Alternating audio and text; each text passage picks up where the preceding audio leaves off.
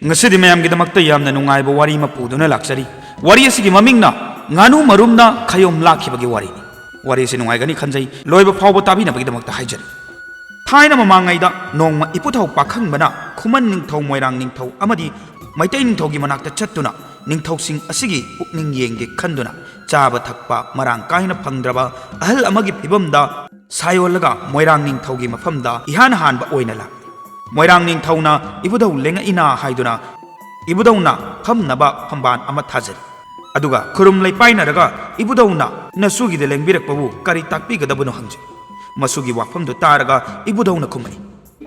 isu ibungo nabudau di chada thaktabana itin iyang kang ipangan su ison chole aduna isugi na famda chana naba khajikta piyo haige haidana lakpani asumna takpiri aduda masuna ibudauna chaningbadi kari potno haina hanjan maduda ibudhauna isu ibungo nabudhauna chaningbadi cheng cheng kok chama samumi kok chama asini haidan hairap maduda moiranging thauna samumi kok chama hek hairap paduda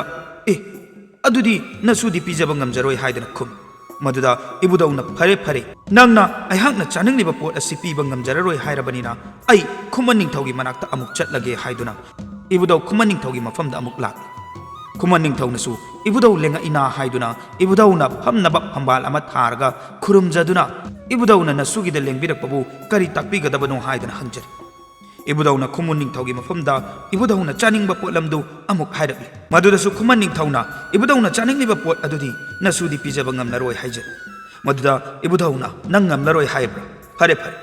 ai maitai ning thaugi mafamda amuk chatlage haiduna ibudau pakhangba maitai ning thaugi mafamda amuk lakli maitai ning thauna ibudau lengakpa ubada ibudauna phamnanaba phamban thajaraga ibudau bu lengsilhal aduga ibudau gi mafamda khuramjaduna ibudauna nasugi de lengbirakpabu kari takpi gadaba leibage haidana hangjarakle maduda ibudauna isu ibungo nabudau di chada thaktabana itini yang kangle aduna isugi nafamdagi chana thaknaba khajikta piyu haige haidana lakpan isuna piba pot adu chare hairaga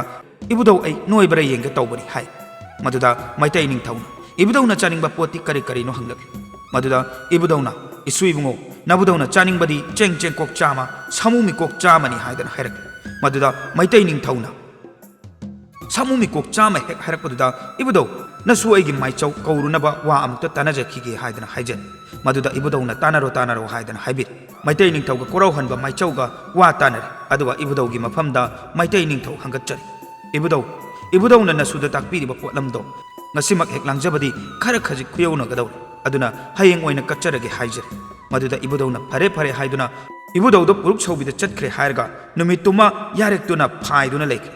nongalaga ibudau amuk halaktuna mahaki phambal thakta lengsinkhre maitai ningthau amadi korau hanba maichauna nakal amaromda ibudauna chanaba palam sem sa naba honare nahak leraga ibudauna maitai ningthauda karamna tawre isu ibungo sem saba loirabra haidana hangla matamaduna maitai ningthauna loijari ibudau somda lengsilasi haidana maikai taksari ibudauna kadai kadai haiduna chanaba potlam thamliba mafam adomda changlak